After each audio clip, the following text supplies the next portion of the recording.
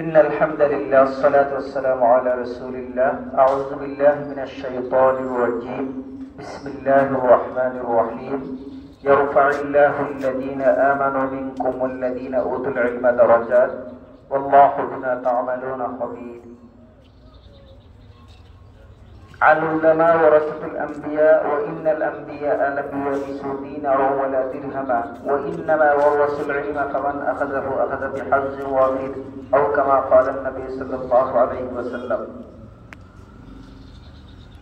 বিশাল সব পাস্টোরাল কমিটি মুক্তিরগাঁও অষ্টগ্রামের উদ্যোগে হাদিস জগতের উজ্জ্বল নক্ষত্র হযরত আল্লামা আব্দুল হাই সাদুকি হুজুর রহমতুল্লাহ আলাইহির বিশাল সব পাস্টোরে উপস্থিত হযরত মাওলানা মুর্তজা আলী সাহেব আমানতপুরি, উপস্থিত রয়েছেন হযরত মাওলানা নসরুল হক সাহেব, উপস্থিত সম্মানিত উলামায়ে কেরাম, সম্মানিত মুরব্বিয়ানে কেরাম, সম্মানিত এলাকাবাসী, আসসালামু আলাইকুম ওয়া রাহমাতুল্লাহ।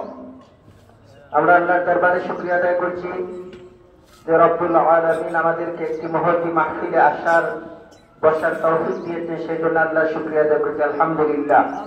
সম্মানিত উপস্থিতি, আমাদের এই এলাকার জন্য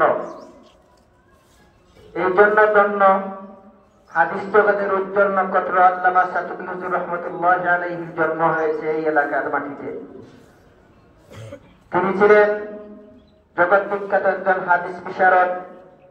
আল্লাহ রাসূল সাল্লাল্লাহু আলাইহি ওয়াসাল্লাম বলেছেন, ইজা মাতাল ইনসানু ইনকিতা আনহু আমালুহু ইল্লা মিন সালাসাতিন ইল্লা মিন সাদাকাতিন জারিয়াতিন আও ইলমিন ইনতাফা বিহি আও ওয়ালাদিন সালিহিন ইয়াদউ লাহু।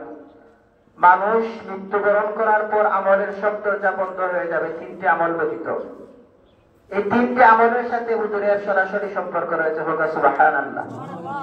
এমন ইলম, যে ইলম দ্বারা মানুষ উপকৃত হয়, ইলমে দ্বীন, কোরআনের জ্ঞান, হাদিসের জ্ঞান।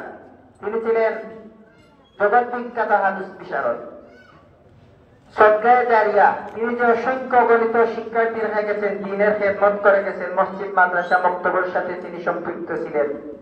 এই সদকায়ে জারিয়া যারা রেখে গেছেন, মৃত্যুর পরে তারাই সব পাবেন। নেক সন্তান হুজুর অসংখ্য ওনার রুহানি সন্তান রেখে গেছেন। আমরা হুজুরের জন্য প্রাণ ভরে দোয়া করে আল্লাহ সুবহানাহু ওয়া তাআলা যাতে হুজুর যে দ্বীনের খেদমত করেছেন আল্লাহ কবুল করেন, জান্নাতে উঁচু মাকাম দান করেন, এবং এই এলাকাবাসী যে মহৎ উদ্যোগ গ্রহণ করেছে, অষ্টগ্রামের সকল মুরব্বিয়ান, যুবক যারা বুদ্ধি দিয়ে, পরামর্শ দিয়ে, টাকা দিয়ে এই আয়োজন করেছেন, এবং এটার আমরা দোয়া করি ধারাবাহিকতা অব্যাহত থাকবে ইনশাআল্লাহ। আল্লাহ সুবহানাহু ওয়া তাআলা এই আয়োজনকে কবুল করুন, হুজুরের দরজা পূরণ করুন, এবং আমাদেরকে ইসলামের পথে, দ্বীনের পথে, কোরআনের পথে, হাদিসের পথে কবুল করুন, আমিন।